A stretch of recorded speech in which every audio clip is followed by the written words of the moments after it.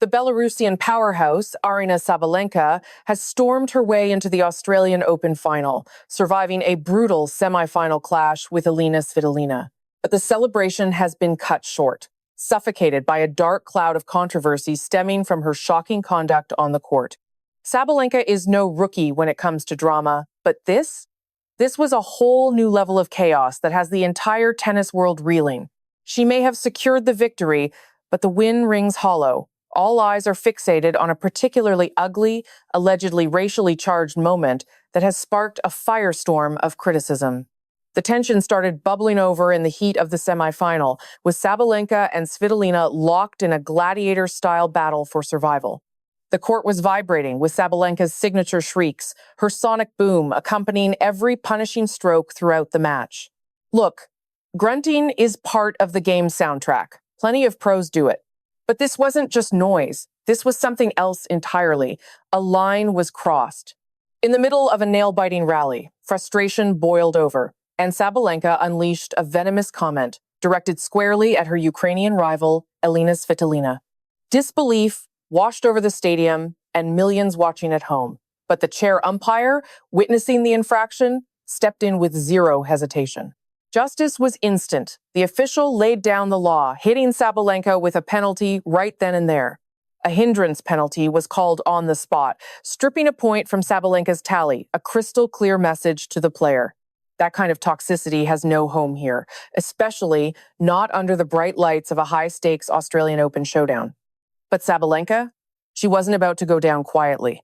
She launched an immediate protest, demanding a review of the call. The arena went silent, holding its breath until the verdict came back, the decision stood.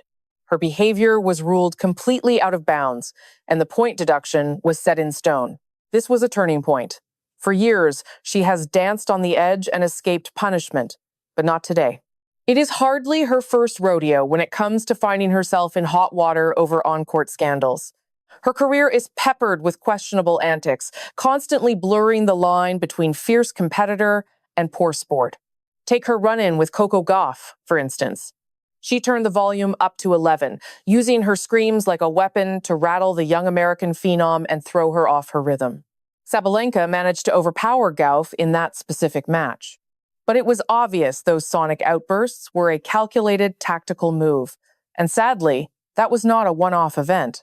She also had a fierce showdown with the icy-cool Aryna Sabalenka in a major tournament final.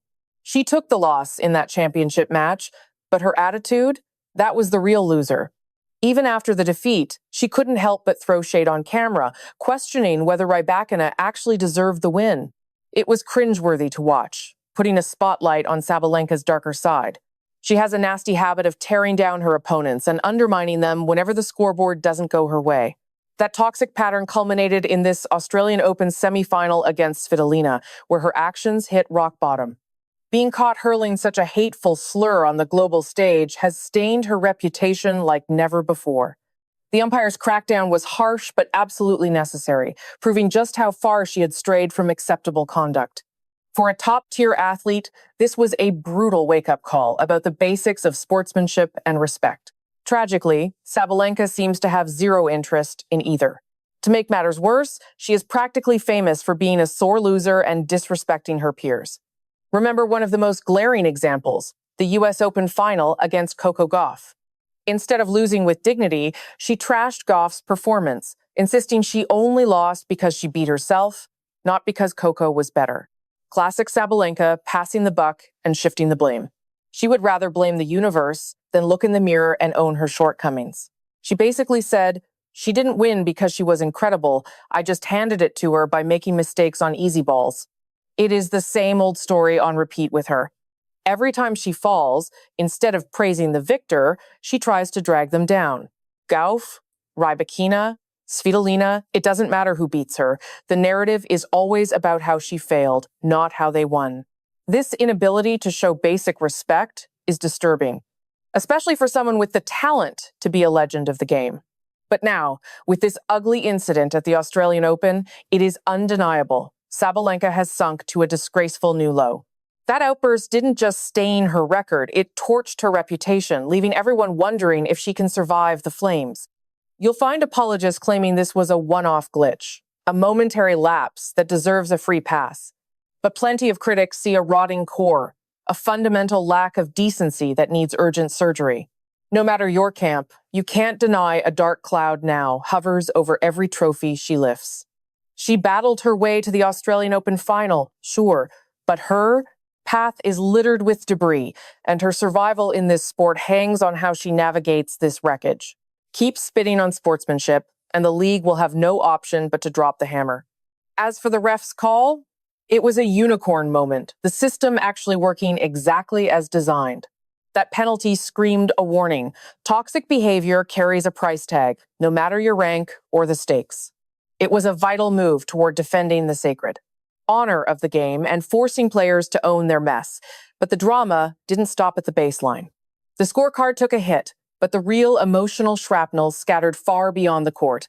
Svitolina, the target of that venom, clearly felt the sting of those words cut deep. Yet, amidst the chaos, she was a statue of ice, refusing to let the heat melt her resolve. Despite the sludge thrown her way, she kept her eyes on the prize, fighting to keep her game on rails. Once the match ended, though, Svitolina dropped the hammer with a silent, deafening handshake snub. It was a brutal message. She wouldn't validate the abuse, and that bridge was burned to the ground. Traditionalists might clutch their pearls and call it poor form, but in this hellscape, walking away was the only logical answer to the disrespect she endured. Most saw it as poetic justice, a mirror reflecting the ugliness Sabalenka brought to the arena. You can bet your bottom dollar the media circus is just getting started on this meltdown. Loyalists will paint her as a passionate warrior who let the adrenaline hijack her brain. The moral majority will demand blood, insisting the sport purge anyone who can't treat a rival with dignity. One thing is crystal clear, Sabalenka has a mountain to climb to scrub the grime off her name and prove she isn't just a heavy hitter, but a class act who honors the spirit of the game. This ugly incident might become the headline of her entire biography, depending on her next move. Can she swallow her pride and grow up? Or is she doomed to loop the same toxic script that's branded her the villain of the tour? The clock is ticking, but make no mistake. The whole world is watching to see if she crumbles or rises from the ashes of this scandal to rewrite the tragic ending her career is hurtling toward.